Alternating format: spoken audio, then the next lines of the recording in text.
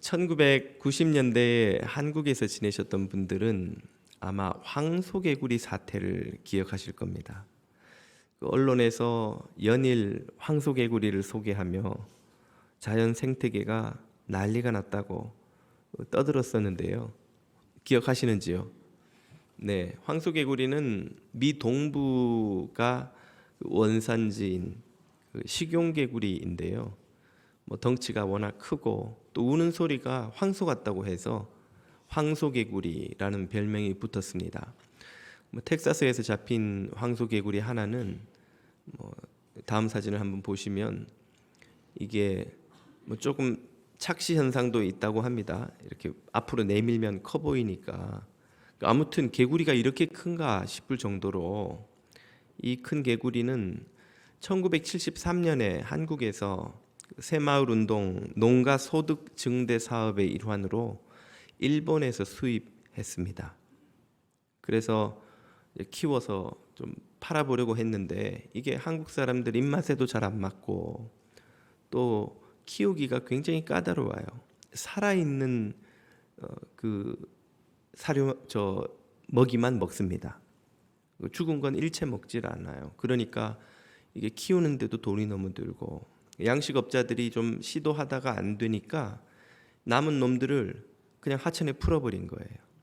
이놈이 덩치는 크고 먹성도 엄청나게 좋은데다가 번식력이 또 좋아서 기하급수적으로 불어나서 한국의 하천, 강, 저수지, 댐 할 것 없이 물이 있는 곳이면 이 황소개구리가 장악하지 않은 곳이 없어질 정도로, 그리고 그곳에서 토종 생물들을 닥치는 대로 먹어치우는 겁니다. 심지어 어떤 뉴스에서는 뱀을 잡아먹는 황소개구리 그 사진도 보도된 적이 있어요. 그러니까 토종 생태계가 초토화되고 또 밤마다 이놈들이 소름 소리를 내면서 우니까 주변의 농가들이 견딜 수가 없는 거예요. 그래서 1997년에 환경부가 이를 생태계 교란종으로 지정하고 또 언론도 공공의적으로 띄우면서 연일 뉴스에서 황소개구리에 대한 공포감을 조성하고 전쟁을 선포합니다.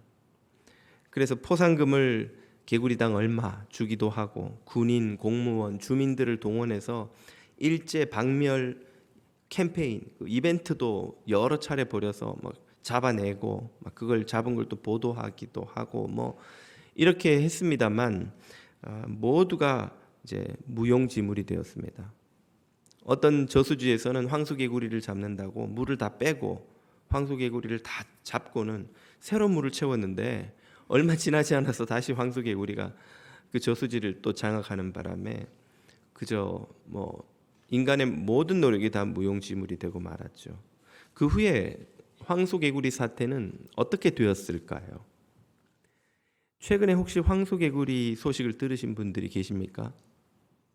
없으시죠. 그 이유는 2000년대 넘어서면서 눈에 띄게 황소개구리 개체수가 줄어들고 또 그 울음소리도 하천에서 사라지기 시작했기 때문입니다. 아니, 대책이 없던 그 황소개구리가 갑자기 왜 사라진 것일까요? 한국 토종 생태계의 최강자 가물치님의 등장 때문입니다. 가물치는 한국 토종 생태계 하천에서의 절대 강자입니다. 지금 보시는 것처럼 황소개구리도 대단하지만 이 가물치도 크게 자라면 1m가 넘게 저런 크기로 자란다고 해요. 재미있는 것은 이 가물치는 미국에서 생태교란종으로 지정되어 있습니다. 미국의 강, 하천, 저수지에 이 가물치가 뜨면 토종 물고기들이 다 사라져 버려요. 가히 K피쉬라고 할 만한 이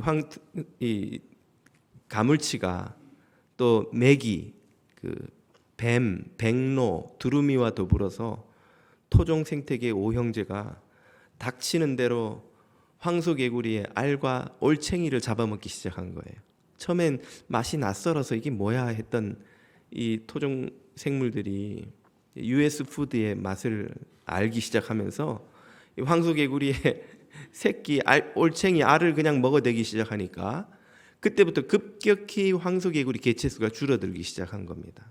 그래서 지금은 한국 토종 생태계에 한 자리를 조용히 겸손히 황소개구리가 차지하고 저보다 작은 놈 조금 잡아먹고 자기도 좀 잡아먹히고 하면서 균형을 되찾아 버렸습니다. 지금은 황소개구리가 전혀 생태계에 문제가 되지 않죠. 수량이 풍부한 하천은 오염물질이 들어와도 자정작용이 있는 것처럼 건강한 생태계는 외래종이 들어와도 조정해서 생태계 균형을 되찾는 능력이 있습니다. 다만 그 시간이 짧게는 1, 20년, 길게는 한 몇십 년에 이르기까지 다소 좀 길게 걸려요. 자연이 문제를 해결하는 이 주기가 이렇게 길기 때문에 인간은 종종 그 해결 방식을 당장에는 잘 못 느낍니다. 여기서 우리가 깨달을 수 있는 것은 자연의 시간과 인간의 시간이 다르다는 것이죠. 인간은 오늘 내일 당장 문제가 해결되지 않으면 조급해서 견딜 수가 없습니다. 그러나 자연은 천천히 시간이 좀 걸리는 것처럼 보이지만 훨씬 더 효율적이고 정교하고 후유증이 없는 방식으로 문제를 해결해 냅니다. 이렇게 자연의 시간이 인간의 시간과 다르기 때문에 인간은 자연의 시간을 종종 못 느낄 때가 많죠. 인간은 그러므로 자연의 이 지혜 앞에서 겸손해야 하고 또 인내를 배워야 합니다. 그렇다면 하물며 그 자연을 창조하신 하나님의 시간대는 우리 인간의 시간대와 얼마나 더 다를까요? 한번 생각해 본다면 우리는 하나님 앞에서 또 겸손과 인내를 배우지 않을 수 없습니다. 바로 오늘 본문이 우리에게 그 교훈을 주고 계시지요. 지난주 설교에서 우리는 유월절에 나귀를 타고 예루살렘에 입성하시는 예수님의 모습을 살펴보았습니다. 이 본문을 통해서 우리는 아무리 인간이 용쓰고 애쓰고 몸부림을 쳐도 사람의 바람, 사람의 계획대로 일이 되지 않고 오직 하나님의 뜻대로 모든 일이 이루어진다는 것을 깨달았지요. 오늘은 거기에 이어서 그 하나님의 뜻이 언제 어떻게 이루어지는지를 살펴보려고 합니다. 오늘 본문은 유월절에 입성하신 예루살렘을 찾아온 몇 사람의 헬라인들을 소개하는 것으로 시작합니다. 헬라인들이 왜 유월절에 예루살렘에 와 있고 또 이들이 예수님을 찾아왔는가? 이것은 그 당시 디아스포라 유대인들이 로마 제국 전역에 흩어져 살면서 그들이 살아가는 방식, 그들이 공부하는 율법에 그 도전을 받은, 그 감화를 받은 헬라인들이 율법을 공부하고 유대교에 입교하기 위해 애쓰기 시작하는 이들이 있었습니다. 그들을 사도행전에서 보면 경건한 사람들이란 표현으로 설명하죠. 그런 사람들이 이 유월절에 예루살렘의 유대인들처럼 와서 율법을 쫓아 명절을 지키는 그런 이들이 있었던 것이죠. 헬라인 하면 그리스 지역 사람인가 싶을 수도 있지만 로마 제국에서의 헬라인은 지금 이 본문에서는 유대인들을 제외한 모든 로마인들을 가리키는 것입니다. 로마 제국이 서기 전에 그 지중해 근방은 모두 헬라 제국이 장악하고 있었죠. 그리고 헬라 문화를 그들이 점령한 지역마다 수출을 해서 일반 역사에서 헬레니즘이라고 부르는 문화권이 형성이 되었습니다. 그래서 그 지역을 로마가 차지하면서 그 동네에 사는 사람들은 다 그냥 통칭 헬라인이에요. 그러므로 여기 등장하는 헬라인은 유대인이 아닌 이방인이란 뜻이에요. 아무튼 이 사람들이 그렇게 유대교에 관심을 가지고 예루살렘에 왔다가 그 유대인 대중들이 메시아라고 열광하는 예수님을 직접 한번 만나보고 싶었던 거예요. 도대체 이분이 어떤 분이시기에 사람들이 저렇게 열광하는가? 또 나사로를 살리셨다는 그분은 도대체 어떤 분인가 하고 빌립과 안드레를 통해 예수님을 찾아온 것입니다.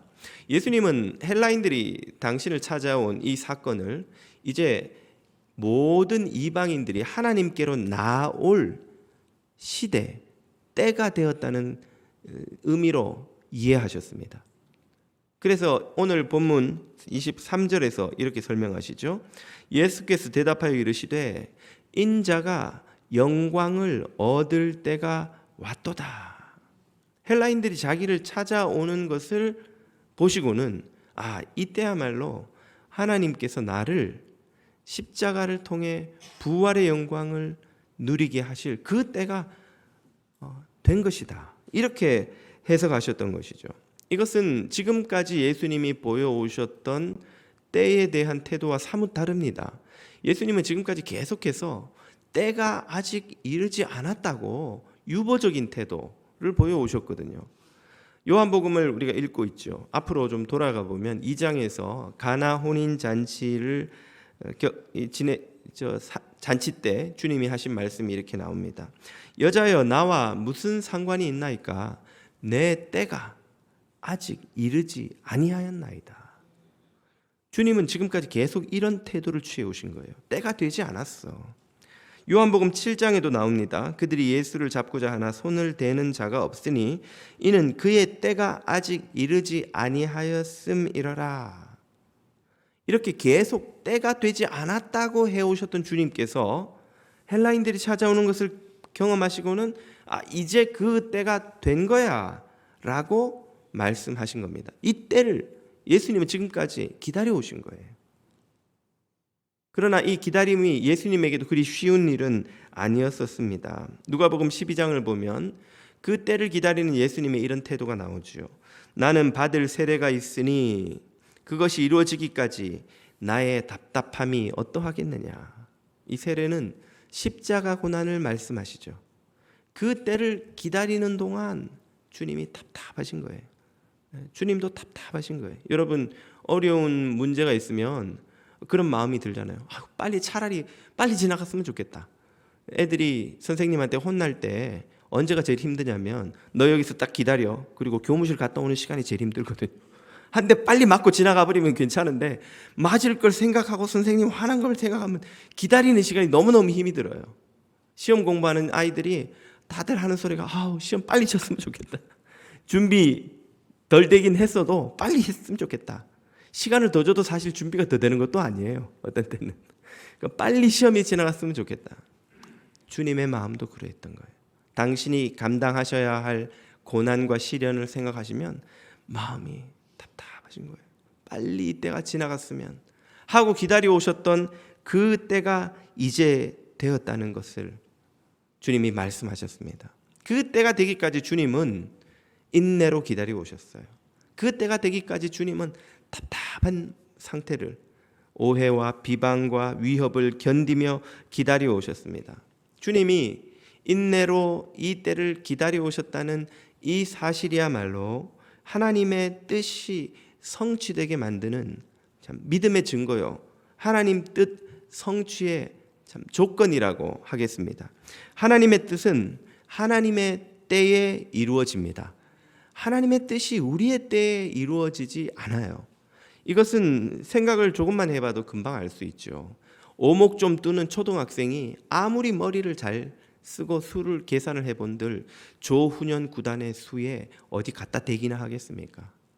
이 아이가 세수 내수를 생각하면서 자랑스럽게 이렇게 하면 내가 이기겠군 의기양양해 있을 때 조훈현 구단은 수십 수 수백 수를 미리 내다보면서 그 아이가 하는 모든 수에 대한 대응을 몇십 가지를 가지고 있는 거예요. 바닷가에서 모래성을 쌓으면서 이 모래성이 무너지지 않으려면 여기를 더 다져야 되겠는데 아이가 막 머리를 써가면서 모래성을 열심히 지었습니다. 그 아이의 성을 짓는 계획과 100층이 넘는 빌딩을 건축학, 수학적, 온갖 공학적 요소를 다 계산하면서 설계도를 그리는 그 건축가의 정교함을 어떻게 비교할 수 있겠냐고요. 모래를 여기 좀 더 쌓으면 안 무너지겠지 하는 수준과 이 100층짜리 빌딩이 무너지거나 문제가 생기지 않도록 정교하게 디자인해서 만들어내는 건축가의 그 계획이 비교가 될 수 없듯이 우리가 생각하는 최선의 때 아무리 우리가 머리를 쓰고 고민을 하고 생각해보고 이때야말로 진짜 최선의 때야. 하나님이 이때에 답을 주셔야 돼 라고 생각하는 그 때가 온 인류를 창조하시고 우리 인생의 생사화복을 누구보다 완벽하게 꿰뚫어 보고 계시는 그 주님의 계산의 때와 어떻게 같을 수가 있겠냐고요. 그게 같으면 우리가 하나님이지. 인간이겠어요? 우리 초등학교 손자 아이의 머리 쓰는 게 할아버지 할머니하고 같으면 걔가 애입니까? 노인네지. 애가 그걸 어떻게 할아버지 할머니의 수를 쫓아가요? 평생을 사시면서 온갖 일을 다 겪어보신 그분의 경험과 지혜와 원숙함을 그 초등학생이 어떻게 쫓아가냐고요. 그 유치원생이. 같은 게 이상한 거죠. 이사야 55장은 이렇게 그 차이를 설명해 주십니다. 이는 하늘이 땅보다 높음같이 내 길은 너희의 길보다 높으며 내 생각은 너희의 생각보다 높음이니라. 아멘. 하나님의 생각과 우리의 생각, 하나님의 길과 우리의 길, 그 수준의 격차를 인정하실 수 있기를 바랍니다. 우리의 수준이 하나님과 비할 바가 아니에요. 그런데도 불구하고 인간이 얼마나 어리석은지 마치 자신이 하나님의 수준에 도달한 양, 혹은 때로 하나님보다 더 뛰어난 양 하나님을 가르치고 훈계하려 들죠. 하나님 지금 뭐 하시는 거예요? 지금이 right time인데 지금 응답하셔야지. 지금 일하셔야지. 지금 도와주셔야지. 지금이야말로 하나님이 필요한 때인데 왜 하나님 넋놓고 계세요? 우리가 하나님에게 그 때에 대해서 가르치고 훈계하고 또 비방하고 원망하기도 하지요. 얼마나 어리석은 일입니까? 하나님의 지혜 앞에 겸손해야 할 줄로 믿습니다. 하나님의 때가 가장 좋은 때입니다. 하나님이 택하신 때가 우리가 계산한 어떤 때보다 완벽한 right time입니다. 지금 우리가 살아가는 동안 이런저런 무응답으로 마음이 상하고 우리의 바람과 계획이 이루어지지 않아 조급하고 불안하고 답답할 때가 얼마나 많습니까? 하나님의 때가 분명히 있습니다. 훨씬 좋은 때가 있습니다. 그 하나님을 신뢰하고 인내하고 평안을 누리시는 교우 여러분들이 다 되시기를 축복합니다. 하나님의 뜻이 이루어지는 첫 번째 조건이 바로 하나님의 때라면 또 하나의 조건, 두 번째 조건이 있습니다. 그것은 바로 하나님의 방법으로 이루어진다는 것입니다. 하나님의 때가 따로 있듯이 하나님의 방법도 따로 있습니다. 우리의 방법과 달라요. 우리가 생각하는 방법이란 대개 어떤 것입니까? 뭐 여러 가지 미사여구를 써서 설명할 수 있겠지만 다 걷어내고 핵심만 딱 요약해 보라면 성공이지요. 우리는 성공해서 하나님의 영광을 드러낼 거라고 기대합니다. 돈을 벌어서 지위에 올라서 아메리칸 드림을 이루어서 우리 자녀들이 잘 되어서. 여러분 자녀들을 축복할 때 어떻게 하세요? 야, 고난을 통해 하나님께 영광을 드러내어라. 그렇게 하시는 분 계세요? 야, 열심히 공부해서 성공해서 인정받아서 네가 어떻게 해서 하나님의 영광을 드러내어라. 열이면 열 부모들이 다 그렇게 자녀들을 축복하지 않습니까? 우리 마음의 바람이요, 우리가 생각하는 하나님의 영광을 드러내는 방식이에요. 성공해서 하나님의 영광을 드러낸다. 그런데 이 성공과 하나님의 영광 중 진짜 방점은 어디에 찍혀 있습니까? 하나님의 영광인가요? 성공인가요? 사실은 무게중심은, 방점은 우리 마음의 깊은 곳에 있는 진짜 바람은 영광도 돌리면 좋고 성공은 꼭 해야 되는 거예요. 우리가 진짜 바라는 건 뭐냐면 성공이에요. 성공. 돈을 벌든지 꿈을 이루든지 아메리칸 드림을 이루든지 신문에 자랑스러운 한인 사회 일꾼이라고 얼굴이 나오든지 뭐 이렇게 성공해서 하나님께 영광을 더 돌리면 좋은 거예요. 우리의 마음 깊은 곳에는 사실은 성공이 있기 때문에 사람들이 우리의 외침에 별로 공감을 하지 않습니다. 우리가 하나님의 영광 외치지만 포장지만 벗겨놓고 보면 사실 그 내용물은 자기들이 바라는 거하고 다를 바가 없다는 걸 다 아는 거예요. 교회에서도 하나님의 영광 외치지만 알고 보면 자기들처럼 다 성공을 위해 목매고 산다는 걸 알기 때문에 세상 사람들이 교회의 외침에 별로 감흥을 받지 못합니다. 예수님은 그런 방법으로는 하나님의 뜻이 이루어진다고 하지 않으시죠. 그럼 어떤 방법을 가르쳐 주십니까? 오늘 본문 24절 이하에 이렇게 나오죠. 내가 진실로 진실로 너희에게 이르노니 한 알의 밀이 땅에 떨어져 죽지 아니하면 한 알 그대로 있고 죽으면 많은 열매를 맺느니라. 하나님의 방법은 죽는 거예요. 이건 성공이 아닙니다. 세상의 성공은 사는 거잖아요. 살아야 되는데 하나님의 방법은 죽는 거라고 하세요. 25절 자기의 생명을 사랑하는 자는 잃어버릴 것이요 이 세상에서 자기의 생명을 미워하는 자는 영생하도록 보존하리라. 하나님의 방법은 또 버리는 거예요. 세상의 방법은 움켜쥐는 거잖아요.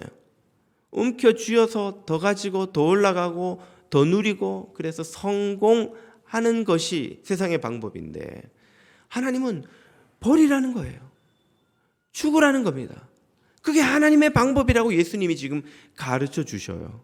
그리고 당신도 그 방법을 쫓아가겠다고 제자들을 따라오라고 하시죠. 26절 사람이 나를 섬기려면 너희가 내 제자라고 믿는다면 이 말이죠. 나의 길을 따르라. 나 있는 곳에 나를 섬기는 자도 거기 있으리니 내 제자도 나처럼 죽고 나처럼 버리는 길을 갈 것이다. 죽는데 어떻게 살고 버리는데 어떻게 얻습니까? 이 논리적으로 설명이 안 되는 역설이 가능케 하는 신비가 여기에 있습니다. 그 신비의 비밀은 바로 26절 후반부죠. 사람이 나를 섬기면 내 아버지께서 그를 귀히 여기시리라. 아멘. 살아계신 하나님 때문에 논리적으로 말이 안 되는 신비가 현실이 되는 거예요. 논리적으로 이루어질 수 없는 기적이 하나님 때문에 일어나는 거예요.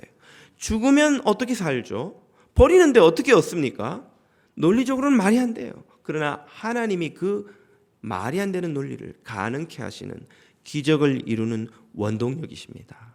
그러므로 십자가를 지고 주님을 따르는 길, 죽음으로 살고 버림으로 얻는 이 길을 쫓아가는 것은 오직 살아계신 하나님을 믿는 성도들에게만 가능한 일입니다. 오늘 세상은 우리에게 끊임없이 성공하라고 움켜쥐라고 우리 귀에 속삭이죠. 그러나 주님은 죽어서 살고 버려서 얻으라고 우리를 부르십니다. 우리가 어느 음성을 듣느냐가 어디에 속했느냐를 보여주는 증거입니다. 우리는 땅에 속했습니까? 하늘에 속했습니까? 세상의 음성이 아니라 하나님의 음성을 듣고 하늘에 속한 자임을 증명받는 저와 여러분이 되시기를 축복합니다. 하나님의 때에 하나님의 방법으로 하나님의 뜻이 이루어집니다. 이 하나님의 뜻을 이루는 마지막 조건이 이어서 등장합니다. 그것은 하나님의 음성을 듣고 순종하는 이에게만 경험된다는 사실입니다. 예수님도 하나님의 뜻을 순종하는 것이 쉽지는 않았습니다. 앞에서도 살펴보았지만 오늘 본문 27절도 그 사실을 이렇게 가르쳐 주죠. 지금 내 마음이 괴로우니 무슨 말을 하리요. 주님도 십자가 지는 게 쉬운 일이 아니었던 거예요. 괴로우셨어요. 사람의 몸을 입고 오셨는데 어찌 그러지 않으실 수 있겠습니까? 그리고 겟세마네 동산에서 드리셨던 것과 똑같은 내용의 기도가 여기 이어집니다. 아버지여 나를 구원하여 할 수만 있으면 이때를 면하게 하여 주옵소서. 예수님도 피하고 싶으셨던 십자가예요. 그러나 예수님은 그 십자가의 길에 순종합니다. 하나님의 뜻을 구하죠. 내가 이를 위하여 이때에 왔나이다. 어떻게 예수님도 그 힘든 순종을 감당하실 수 있었던 것일까요? 그 이유가 28절에 이렇게 등장하죠. 아버지여 아버지의 이름을 영광스럽게 하옵소서 하고 기도하시니 이에 하늘에서 소리가 나서 이르되 내가 이미 영광스럽게 하였고 또 다시 영광스럽게 하리라 하시니 하늘에서 소리가 난 거예요. 하나님의 음성이 들린 거예요. 그 음성은 영광스럽게 하리라. 이 말은 너를 죽음에서 다시 살리리라. 이 약속을 하나님이 예수님에게 해주셨어요. 예수님은 그 약속을 받았기에 죽음의 길, 십자가의 길을 기꺼이 가실 수 있었던 겁니다. 죽음으로 끝나는 게 아니라는 사실을, 십자가에서 죽어 묻혀 썩는 것으로 끝나지 않는다는 사실을 하나님으로부터 약속을 받으신 거예요. 그래서 주님도 담대히 그 힘겨운 순종의 길을 가실 수 있었던 것입니다. 오늘 우리도 마찬가지입니다. 어떤 인간이 십자가 지는 게 쉽고, 어떤 인간이 죽는 게 쉽고, 어떤 인간이 버리는 게 즐겁습니까? 모두가 힘든 일이에요. 아무에게도 그것은 쉬운 일이 아닙니다. 그럼에도 불구하고 그 길을 갈 수 있는 유일한 방법이 있다면 하나님의 말씀을 듣는 것이죠. 하나님의 약속을 받는 것입니다. 그 하나님 때문에 하나님을 신뢰하고 하나님을 믿기에, 살아계신 하나님을 붙들기에 그 제자는, 그 성도는 죽음의 길, 십자가의 길, 버림의 길을 갈 수 있는 것이죠. 그러나 안타깝게도 이 하나님의 음성을 못 듣는 이가 훨씬 많다는 게 현실입니다. 그들에게 하나님의 음성은 무엇처럼 들립니까? 29절을 보십시오. 곁에 서서 무리들도 똑같이 그 음성을 들었어요. 그런데 그들 귀에는 천둥이 울었다고도 하며, 또 어떤 이들은 천사가 그에게 말하였다고도 하니, 공통점은 무슨 소리인지 정확히 다 못 알아듣는 거예요. 시끄러운 천둥 소리가 난 거야? 뭔가 막 울리는 것 같은데 천사가 지금 뭐 소리를 하나? 곁에 많은 이들이 있었지만 그들은 예수님처럼 하나님의 음성을 알아듣지 못했습니다. 하나님의 음성이 그들에게는 의미 없는 소음이 되고 말았죠. 그랬기 때문에 그들은 하나님이 부르시는 그 길을 가지 못했던 것입니다. 이것이야말로 우리 인생의 제일 안타까운 일입니다. 우리는 그 어느 시대, 그 어느 지역에 사는 그 어떤 사람들보다 풍성한, 쏟아지는 말씀의 홍수 속에서 살고 있어요. 스마트폰을 열면 성경 앱이 막 몇 가지가 그냥 나오고 누르기만 하면 옆에서 그냥 읽어주기까지 합니다. 교회마다 설교가 쏟아져 나오고 매일 교회 가면 새벽 기도를 듣고 성경 공부, 양육, 수요 기도회를 듣고 참여할 수가 있고, 온라인에 무슨 튜브 열면은 전 세계 목사님들의 설교가 쏟아져 나와요. 전 세계 내노라 하는 교수들의 성경 강의가 막 쏟아져 나와요. 마음만 있으면 신학교 안 가고도 하루 종일 신학교에서 배우는 걸 거의 다 요즘은 온라인으로 다 들을 수가 있어요. 이렇게 많은 말씀의 홍수 속에서 하나님의 음성을 듣지 못하고 산다는 것이 기적이 아니고 무엇입니까? 사막에서 목말라 죽었다면 억울하지는 않지요. 나야가라 폭포 밑에서 목말라 죽는 사람이 있다면 얼마나 비참한 일입니까? 초당 7,000톤의 이리 호수에 그 얼음같이 깨끗한 물이 쏟아집니다. 온 미국, 캐나다 사람들이 다 달라붙어 마셔도 못 마시는 물이에요. 그 많은 물 밑에서 목말라 죽었다면 그처럼 비참하고 불행한 인생이 어디 있겠습니까? 오늘 우리 서구의 이 선진국에서 살아가는 현대인들의 삶의 모습이 그 형국이에요. 쏟아지는 말씀의 홍수, 쏟아지는 성경의 폭포수 밑에서도 하나님의 음성을 듣지 못하고 그 소리를 시끄러운 천둥 소리처럼, 소음 소리처럼 듣고야 많은 이들이 이 땅에 얼마나 많은지요. 오늘 여러분은 지금 이 설교가 무엇으로 들리십니까? 하나님의 음성으로 들리시나요? 아니면 김 목사의 잔소리로 들리시는지요? 시끄러운 소음으로 혹시 들리시지는 않습니까? 이 하나님의 음성을 무엇으로 듣느냐가 우리가 주님의 사람인지 세상의 사람인지를 보여주는 증거입니다. 하나님의 음성을 들으며 하나님의 때를 기다리고 또 죽음으로 살고 버림으로 얻는 이 생명의 길 가시는 저와 여러분이 다 되시기를 주님 이름으로 축복합니다. 기도드리겠습니다.